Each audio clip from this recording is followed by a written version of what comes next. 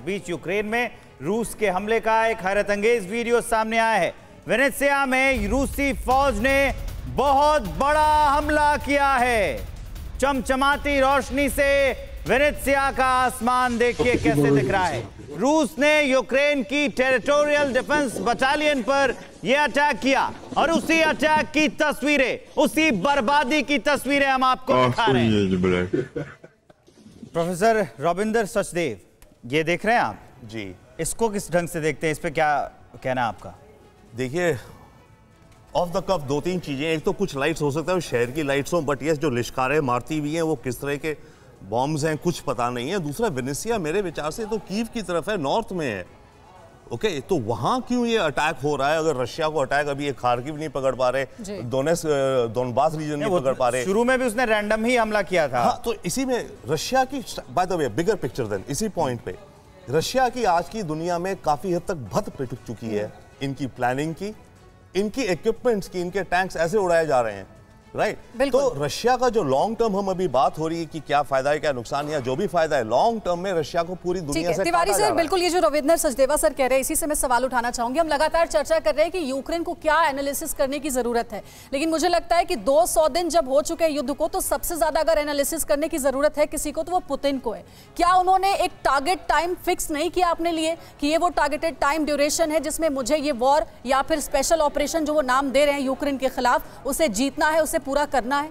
बिल्कुल सहमत हूँ। एक्चुअली इस वॉर में टाइम फिक्स करना किसी वॉर में मुश्किल होता है, लेकिन जो स्ट्रेटेजिक टारगेट है इसको फिक्स करना आसान है, मुझे गेन करना है। लेकिन जिस तरीके से 200 दिन से लग रहा है, जैसे सचदेवा साहब रहा है, इसका कोई स्ट्रेटेजिक क्या प्लानिंग थी पता नहीं चल पा रहा। क्योंकि कभी ये कीव करने की कोशिश की, कभी खार्किव में, फिर वहाँ से वापस ला के फिर से साउथ में लेके आए। इसका मतलब इनका फिक्स्ड वो प्लानिंग से हर जगह कहीं आगे बढ़ के फिर रुक जा रहे हैं। इसी की वजह से इनकी बदनामी और इनके ऊपर थू जो भी हो रहा है, जैसे सचदेवा साहब ने हो रहा है, इस तरीके से इनकी आर्मी भी सफर की हुई है। इनका रशिया का मेन एडवांटेज था कि बाउंड्री कॉमन है, बाहर नहीं जाना।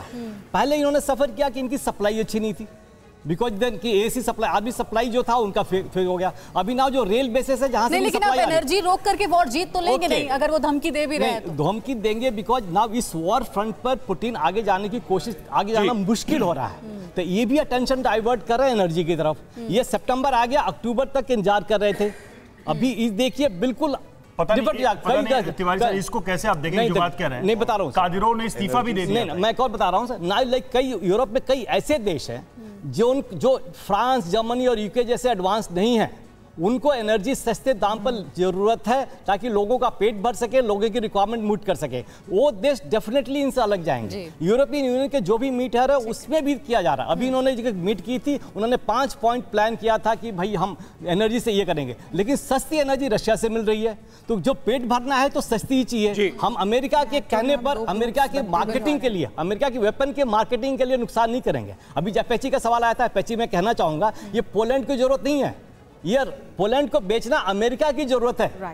इसमें कई देशों को अंशु जी, एक छोटा सा कमेंट कि इसका मतलब है पुतिन को अगर ऐसे मैं देखूं तो एक तरफ वो यूक्रेन को बांटेंगे और दूसरी तरफ नाटो को भी बांट देंगे। वो नाटो को बांट चुके हैं। आप देखिए, नाटो में इस वक्त 2 धड़े नजर आते हैं। जब हम ऊर्जा की दृष्टि से देखते हैं तो नाटो में कई 2 या 2.5 महीने पहले हमने देखा कि कुछ ऐसे देश थे जो इस बात को लेकर के मुखर हुए थे कि अब इस मामले को सुलझाना चाहिए और इसको आगे नहीं लेके जाना चाहिए, क्योंकि जैसा कि तिवारी जी ने कहा कि जो यूरोप के छोटे नाटो के सदस्य देश हैं, जिनकी स्थिति फ्रांस या ब्रिटेन जैसी, अमेरिका जैसी सुदृढ़ नहीं है, उनका क्या, उनकी ऊर्जा की जरूरतों का क्या? तो वो अब अपनी स्थितियों को देखते हुए इस बात को अच्छी तरह से समझ रहे हैं कि उनका इस्तेमाल अमेरिका कर रहा है। और लेकिन फिर भी उसके बावजूद ये इन देशों के पास में कुछ खास ऑप्शन है नहीं, चाहे वो ईयू के तहत हो या फिर नेटो के तरफ।